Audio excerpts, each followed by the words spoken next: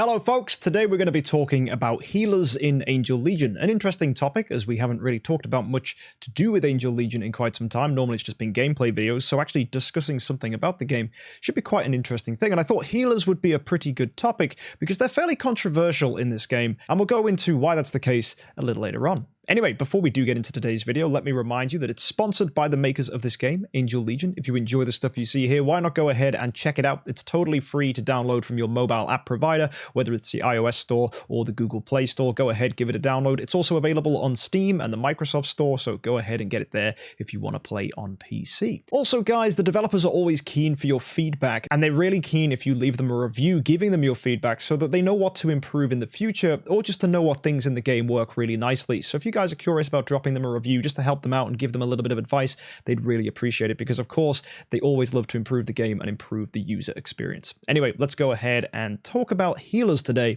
in Angel Legion. So if you didn't know, heroes in Angel Legion are split up into several categories, and one of the key ones is healers/supports. Now, what's interesting about healers is they're not combo heroes. Typically, heroes will synergize with Mysterious Girl Maya, and depending on the weapon you give her, whichever artifact she has, will synergize with particular heroes. You can go ahead and see there are certain ones that synergize with the katana, such as Phantom Blade. You can go ahead and see certain ones synergize with the rifle, such as Element Sprite. And if you wanted to go and use the scythe, you can go ahead and enjoy skills from heroes such as Arcane Scholar.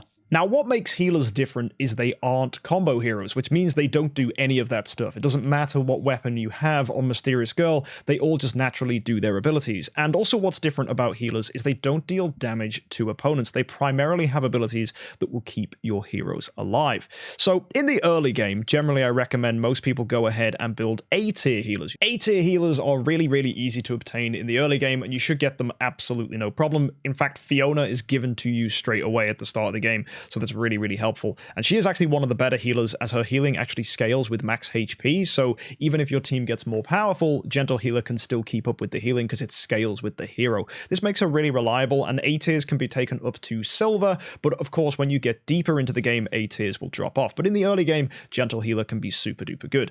As well, Gentle Healer isn't the only early healer I recommend.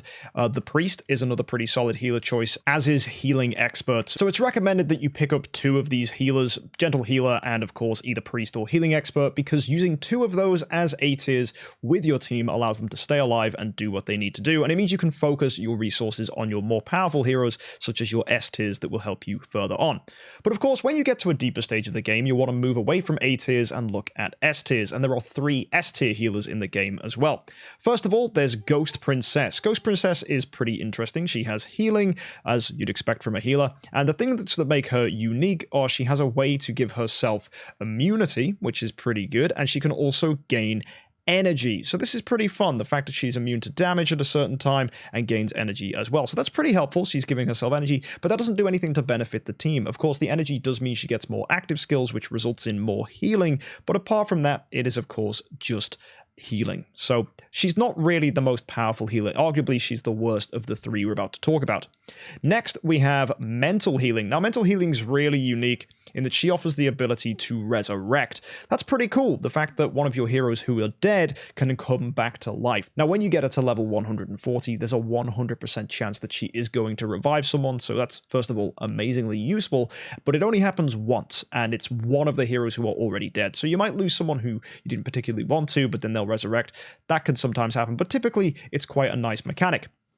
The only problem with this is typically you level up your main heroes first, and healers normally don't get leveled up straight away. That means sometimes Mental Healer is actually the first to die, and that can be quite problematic, because if that's the case, then you can't resurrect anyone because Mental Healing is already dead. So that's the only downside of Mental Healing. So that's a pretty unique ability. No other hero offers that, so that's quite cool. And then finally, we have probably the most popular healer in the game. It's Sakura Dancer. Now, Sakura Dancer's healing is of course pretty standard. She's just going to heal the team as you'd expect. She also has like 200% healing stuff, which is good, but it's healing over time, which is quite cool. That's why it's called hot. But yeah, heal over time is nice. It just means that you're going to progressively heal each time you start your turn, which is really, really good. But she also offers the ability to purify, which means there's an 80% chance when it gets to level 5 to remove debuffs on your heroes. This is huge because it removes stun, it removes damage over time, it removes anything that's stopping your hero from them actually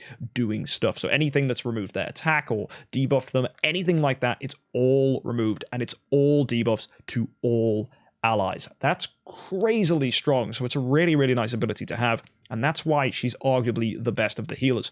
Really strong in Simulated Alpha because the active skill from the Alpha can actually have some really powerful negative effects against you, which debilitate your ability to do damage. So arguably being able to remove that with Sakura Dancer really helps your team and enables people to get really big damage in Simulated Alpha.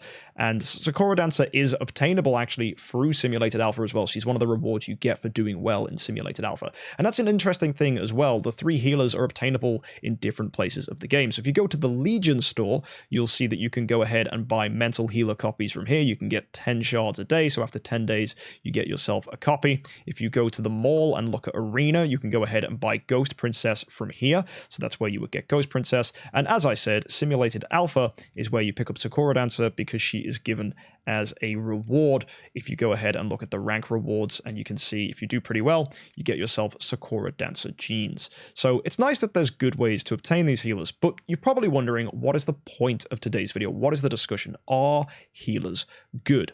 Well, if you go and take a look at my lineup, you'll probably know I haven't used a healer on my team for quite some time, and that's because I arguably just don't find use for them, because they're always going to be my lowest hero. Because my team at the moment, as I'm progressing through the game, is prioritizing my damage dealers and crowd control heroes as the people that I want to put my resources into, so healers fall behind. Also, because there's not a lot of healers with max HP scaling, in fact the only one in the game is Gentle Healer, or I guess you could count Mental Healing with her Resurrection, but typically there's not really max HP scaling here, so unfortunately you can't allow your healers to keep up with your powerful heroes. It is nice though that healers can crit, but that's critting on heals. Healers don't actually do any damage. So that's another problem with healers, is that they don't allow you to have pressure on opponents. They are just there to keep you alive. So on one hand, it's really good. They keep you alive. They add to your survivability, that's great. But on the other hand, they don't do anything in the fight. So some people would argue that crowd control is better than healers. And the reason they would argue that is because crowd control completely shuts down an opponent, which means they don't damage you. That's like healing if you think about it, because if an opponent is shut down, they don't attack you, which means the damage you would take, you don't receive. That's effectively the same as what a healer would do, but the other way around. You take damage, and then you heal that damage away. The only difference is how this game works with elves. Elves have a shield, which when it's on your hero, gives them particular benefits. Although once that shield is gone, you cannot recover it back. Healing doesn't bring it back. If the shield still remains though, and it's maybe been halved, healing can recover it. That's something really important. So healers, I think really at the later stages of the game, can be really strong for keeping your elf shields on. But before that, I don't really see them being useful, because you can see the shield disappear. You go to heal, there's actually not much left to heal.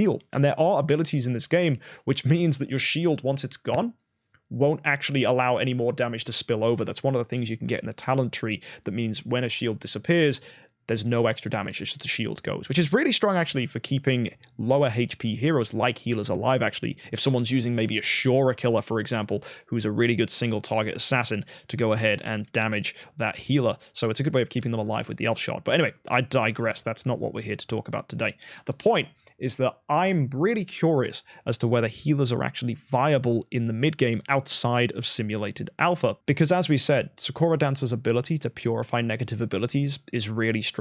And arguably at that point, you're not even running her to be a healer then, you're running her to remove the negative effects that you've taken, which is arguably even better than healing. And the other thing with Simulated Alpha is you can't crowd control Simulated Alpha, so healing is actually pretty important, because you do need to keep that damage from killing you. So there's 2 really good reasons to run a healer.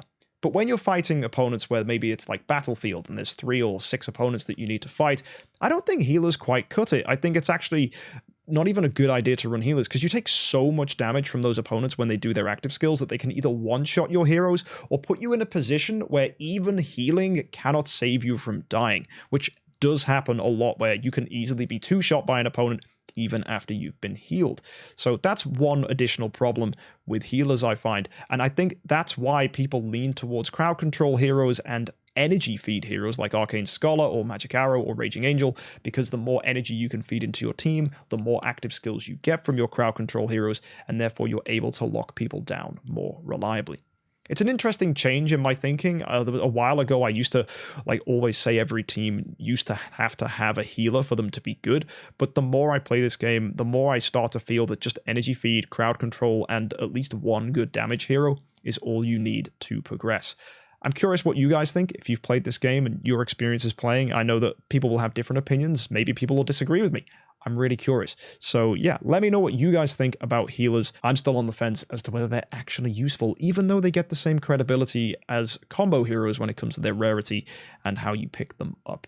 So yeah, let me know what you guys think, and just thought this would be quite an interesting little discussion for today. Of course, if you want to check out this game, please go ahead and download it on your app stores. And why not, of course, drop a review so the devs can keep improving and making this game better for all of us. I'll see you next time, folks. Let me know what you think about healers. And until next time, folks, happy idling.